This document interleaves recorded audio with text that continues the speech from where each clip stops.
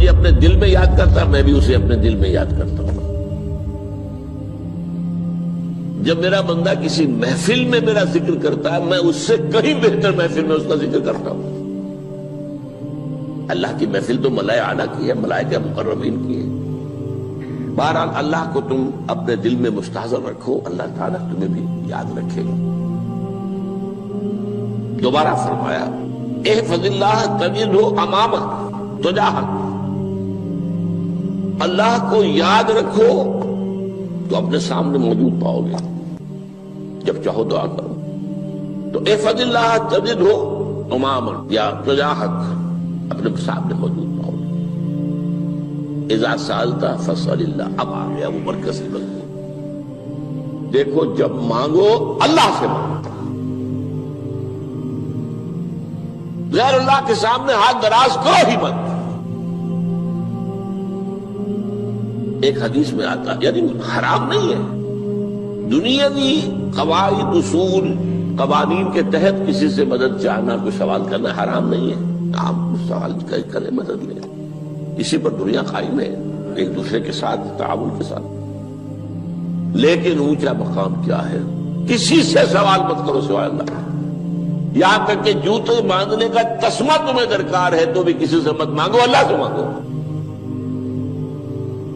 کیا پتہ اللہ کس کے دل میں ڈال دے اور وہ آ کے تمہیں تسمہ پیش کر دے۔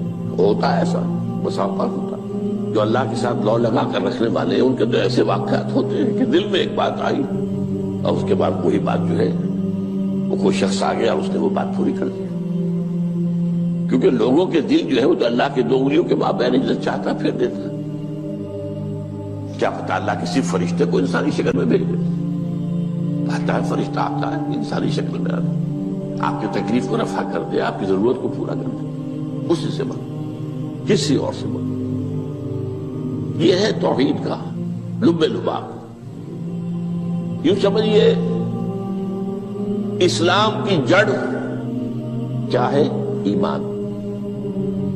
اسلام کا جو خارجی نظام عمل ہے، انفرادی اعمال ہو، اجتماعی ہو، ان سب کی روح رواں کیا ہے؟ ایمان۔ ٹھیک، ایک بات ہو گئی۔ ایمان کا خلاصہ لب لباب کیا ہے؟ ایمان باللہ۔ جیسے ایمان بالآخرہ بھی ہے، ایمان بالملائکہ ہے، ایمان بالانبیاء ہے، ایمان بالرسل ہے، ایمان بالکتب ہے، ایمان بالقدر ہے، لیکن اصل ایمان، اسی لیے ایمان مجمل میں آپ کو معلوم ہے کسی اور چیز کا ذکر نہیں۔ آمنت باللہ کما ہوا باسمائہ وصفاتہ وقبلت جمیع احکامہ اقرار باللسان وتصدیق بالقلب، یہ ایمان مجمل ہے۔ اجمالی طور پر ایمان اس کا نام ہے، ہاں مفصل تفصیلی طور پر آمنت باللہ وملائکتہ وکتبہ ورسلہ والیوم الآخر والقدر خیرہ وشرہ من اللہ تعالی۔ تو اسلام کی جڑ ایمان، اور اسلام کا سارا جو نظام عمل ہے، چاہے انفرادی اعمال ہو چاہے اجتماعی، ان سب کی روح رواں ایمان، اور ایمان کا خلاصہ ایمان باللہ۔ اور ایمان باللہ کا اصل حاصل وہ ہے جو اس حدیث میں آ رہا، اس کے دو ہیں تقاضے، عبادت صرف اسی کی، استعانت صرف اسی سے۔ اس لیے میں نے سورہ فاتحہ کا تذکرہ شروع میں کیا، یہ عبادت کا جوہر ہے، عبادت کا جو ہے یہ ایمان کا حاصل، عبادت صرف اس کی ہے اور استعانت صرف اس سے۔ استعانت ہی میں سوال بھی آ گیا، یہ بھی مدد ہے، آپ کسی سے کچھ مدد مالی چاہ رہے ہیں یا کوئی اور مدد چاہتے ہیں، کسی کام میں مدد چاہتے ہیں، جیسے میں نے کہا تھا کہ سفارش کرانا چاہتے ہیں، بھی مدد ہے۔ وَإِذَا اسْتَعَنْتَ فَاسْتَعِنْ بِاللَّهِ، اور جب مدد مانگو صرف اللہ سے مانگو۔ اور وہ سارے الفاظ یاد کر لیے، استدعاء، استعانت، استغاثہ، یہ جو غوث اعظم سے استغاثہ کیا جاتا ہے تو شرک ہے۔ استغاثہ اللہ سے، دعائی اللہ کی، اس اعتبار سے استمداد، استعانت، استدعاء، استغاثہ، یہ سب اللہ سے، صرف اللہ سے۔ عبادت صرف اللہ، ایاک نعبد، اور استعانت صرف اللہ سے۔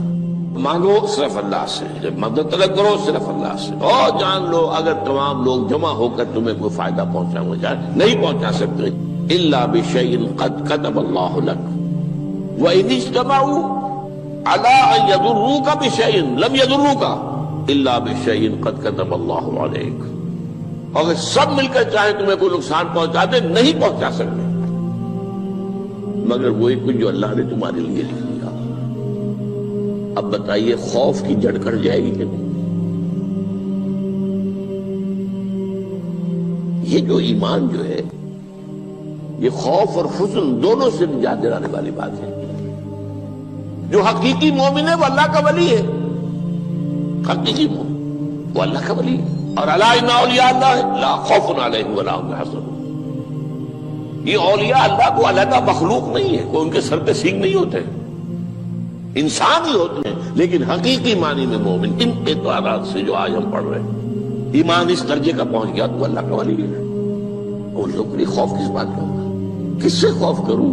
اس کے ہاتھ میں کچھ ہے ہی نہیں، اور اگر کچھ اللہ نے میرے لیے لکھ دیا وہ آ کر رہے گا، چاہے میں لاکھ گڑ گڑاؤں اور اس کے سامنے کہ مجھے چھوڑ دے، اگر اللہ نے لکھا وہ آیا وہ تو آئے گا، تو کاہے کو اس کے سامنے گڑ گڑانا، کاہے کو جبرسائی کرنا اس کے سامنے، اور کسی کے ہاتھ میں کچھ ہے ہی نہیں، میرا خیر ہے ہی نہیں، کاہے کو خوشامد کرو اس کی۔ اور سنیے، رفعت الاقلام، دیکھو نوجوان، قلمیں اٹھا لی گئی ہیں، وجفت الصحف، اور جو رجسٹر ہیں صحیفے ان کی سیاہی خشک ہو چکی ہے۔ یہ ہے وہ اللہ کا علم، اس میں ہر شے لکھ دی گئی ہے، اس کی قلم اٹھا لیے گئے۔ جیسے آپ کو معلوم ہے امتحان ہوتا تھا، 3 گھنٹے ختم ہو گئے، اسٹاپ رائٹنگ، بس اب قلم رک جانا چاہیے۔ وہ قلم تو تقدیر کا کاتب جو ہے وہ قلم اس کا اب اٹھا لیا گیا، اور جو صحیفے جن پر کہ لکھا گیا وہ خشک ہو گئے۔ یہ تو روایت ہے جو امام ترمذی نے جس کو روایت کیا، یہ متن ان کا ہے جو ہم نے پڑھا ابھی، اور ان کا قول یہ ہے کہ یہ حدیث حسن صحیح ہے، لیکن یہی روایت اور انہی راوی سے عبداللہ ابن عباس سے رضی اللہ تعالیٰ عنہما اور بھی محدثین نے کی ہے، تو اس میں سے ایک اور متن جو ہے وہ یہاں پر امام نووی نے دے دیا ہے۔ احفظ اللہ تجدہ امامک، یہ تو پہلا وہ ٹکڑا تھا، وقت تو جاہک تھا، یہاں امامک ہے، امام مطلب ایک ہی ہے، اپنے سامنے پاؤ گے۔ اللہ کی حفاظت کرو، اللہ کو دل میں، اللہ کی یاد کو محفوظ رکھو، گویا کہ اللہ کو مستحضر رکھو۔ ذکر اللہ کے معنی کیا ہے؟ استحضار اللہ فی القلب، یہ ذکر اللہ ہے۔ جنہیں ہم ذکر سمجھ بیٹھے ہیں وہ ذکر کے ذریعے اقیم الصلاۃ لذکری، نماز قائم کرو میری یاد کے لیے، نماز ذریعہ ہے یاد کا۔ یہ علیحدہ بات ہے کہ آپ نے 17 رکعتیں بھی پڑھ لی ہو عشاء کی اور یاد آپ کو آئی ہی نہیں کوئی، آپ تو ایک میکینیکل انداز میں جو ہے وہ اٹھک بیٹھک کر رہے ہیں اور آپ کی زبان سے کچھ بھی نکل رہا ہے، تو اس کا آپ کے شعور سے، دل کی گہرائی سے کوئی رابطہ ہے ہی نہیں، وہ ذکر تو نہیں ہوا۔ ہاں نماز فرض تھی وہ ادا ہو گئی، آپ کی ایک فرض ادا ہو گئی۔ تو جنہیں ہم نے ذکر سمجھا وہ ذرائع ذکر ہے، اللہ اللہ سبحان اللہ زبان سے، یہ تاکہ اس کے نتیجے میں وہ ذکر حاصل ہو جائے۔ استحضار اللہ فی القلب، ذکر کے معنی ہے استحضار اللہ فی القلب۔ تعرف الی اللہ فی الرخاء، اور دیکھو کشادگی کے وقت میں تم اللہ کو یاد رکھو، اللہ کی طرف رجوع کیے رہو، بھول نہ جاؤ۔ وہ نہ ہو جو کبھی کہا تھا، بہادر شاہ ظفر کے اشعار میں سے بہت زور کا شعر ہے، ظفر آدمی اس کو نہ جانیے چاہے کتنا ہی ہو فام زکا، جسے عیش میں یاد خدا نہ رہی، جسے تیش میں خوف خدا نہ رہا۔ وہ ہے کشادگی کی حالت میں، جبکہ تمہارے لیے کشادگی ہے، اللہ کی طرف رجوع کیے رکھو۔ یعرف کا فی الشدہ، تو اللہ اپنی توجہ تم پر رکھے گا شدت کے وقت میں، جب تمہیں کوئی تکلیف ہے اس تکلیف کو تم پر آسان کر دے گا۔ تکلیف تو آنی ہے، جو لکھی ہوئی ہے وہ تو آئے گی، لیکن یہ کہ اللہ تعالیٰ اس کی شدت کو، ایک ہی چیز ہے جس کو ایک انسان بہت شدت کے ساتھ محسوس کر رہا ہے، دوسرا آدمی اتنا نہیں محسوس کر رہا ہے، احساس کا معاملہ ہوگا نا۔ وہ تو اصل میں اگر انسان کی نرز کٹی ہوئی ہے تو احساس ہوگا ہی نہیں، سر سے نہیں ہوگا۔ تو اس اعتبار سے اللہ تعالیٰ تمہارے لیے وہ شدت کی کمی کر دے گا۔ وَاعْلَمْ أَنَّمَا أَخْطَأَكَ لَمْ يَكُنْ لِيُصِيبَكَ، اور جان لو جو چیز تم سے چھوٹ گئی ہے، رہ گئی ہے، وہ ہرگز تمہیں ملنے والی نہیں تھی۔ اب آپ نے کسی ملازمت کے لیے درخواست دی ہے، درخواستیں مانگی گئی ہیں، اپنی سی محنت کر لی، نہیں ملی ملازمت، اب آپ بیٹھے ہوئے افسوس میں، رنج میں، غم میں، فلاں نے یہ کر دیا، فلاں نے یہ کر دیا، وہ فلاں جو ہے بڑی تکڑی سفارش لے آیا تھا، فلاں نے رشوت دے دی۔ چھوڑو میاں اس کو، وہ تمہارے لیے نہیں تھی۔ کاہے کو اپنے ذہن کے اندر یہ کھچڑی پکا رہے ہو بیٹھے ہوئے؟ خواہ آپ شاید سوء ظن میں بھی مبتلا ہو رہے ہو، کسی نے نہ رشوت دی اور آپ سمجھتے ہو کہ رشوت دی ہے اس نے۔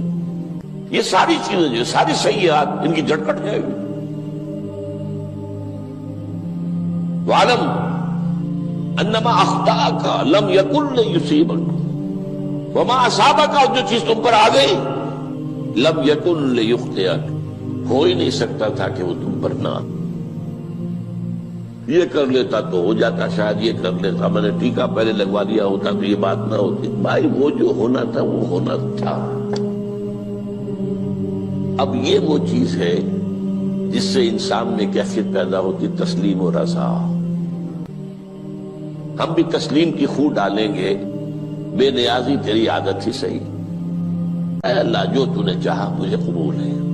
اسی لیے میں نے آپ کو آیتیں سنائی سورہ تغابن کی، ما اصاب من مصیبت الا باذن اللہ، کوئی مصیبت نہیں آتی مگر اللہ کے اذن سے۔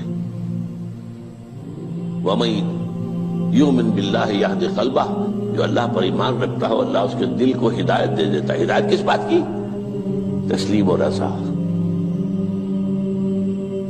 سر دوستاں سلامت کہ تو خنجر آزمائی، نہ شبد نصیب دشمن کے شبد ہلاکت تیغت، اے اللہ تیری طرف سے ہے، مجھے قبول ہے، اور بظاہر مجھے تکلیف ہو رہی ہے لیکن یقیناً اس میں میرا کوئی خیر ہے۔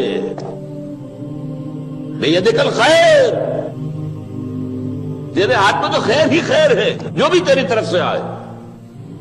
سر تسلیم خم ہے جو مزاج یاد میں، اور یہ مضمون جو ہے زیادہ بڑے پیمانے پر سورہ حدید میں آیا ہے۔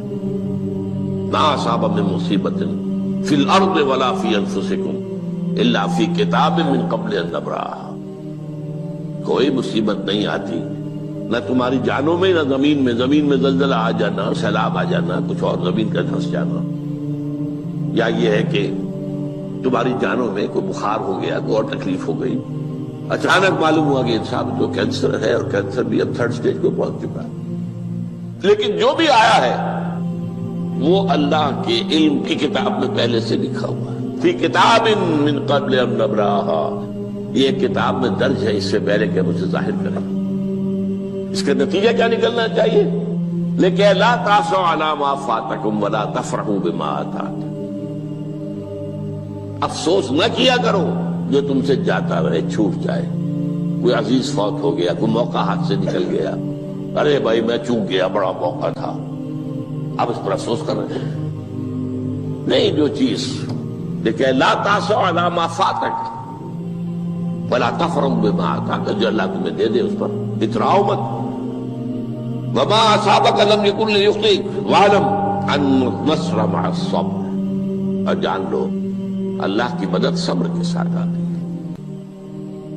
جو آئے اس کی طرف سے جھیلو، زبان پر کلمہ شکوہ اور شکایت نہ آئے، اللہ سے شکایت نہ آئے، تسلیم و رضا، جو تیری رضا ہے۔ تیری صحت ہمیں منظور ہے لیکن اس کو، مولانا محمد علی جوہر ایک مرتبہ جیل میں گئے، ایک بیٹی بیمار ہوئی، فوت ہو گئی، اس کے بعد دوسری مرتبہ پھر جیل میں گئے، دوسری بیٹی کو وہی بیماری ہوئی، جیل میں اطلاع ملی کہ بیٹی کو یہ بیماری ہو گئی ہے، تو خط لکھا ہے اشعار کی شکل میں. کا آخری شعر یہ ہے: تیری صحت ہمیں منظور ہے لیکن اس کو نہیں منظور تو پھر ہم کو بھی منظور. ہم تو چاہتے ہیں میں بیٹی کے تجھے شفا ہو جائے، اسے منظور نہیں تو پھر ہمیں بھی بتا. وَعَلَمَ أَنَّ النَّصْرَ مَعَ الصَّبْرِ وَأَنَّ الْفَرَجَ مَعَ الْكَرْبِ.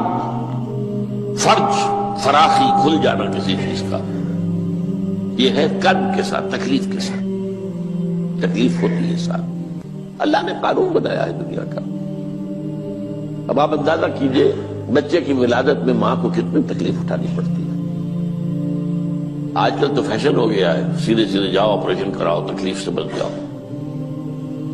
لیکن یہ ہے کہ یہ بھی آپ کے علم میں ہوگا، وہ ساری تکلیف جیسے ہی بچے کو لا کر ماں کے برابر لٹایا ہے، ساری تکلیف ختم. پھر جو راحت اس سے میسر آتی ہے.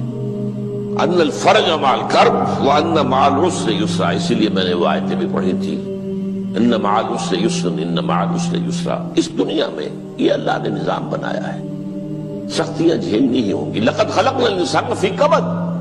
ہم نے انسان کو پیدا کیا مشقت کے اندر. مشقت تو کرنی پڑے گی. کسی کی جسمانی مشقت زیادہ، کسی کی ذہنی مشقت زیادہ. مشقت سے چارہ کسی کو نہیں. تو یہ ہے ان مع العسر یسرا، ان مع العسر یسرا. بارک اللہ لی ولکم فی القرآن العظیم ونفعنی وإیاکم بالآیات.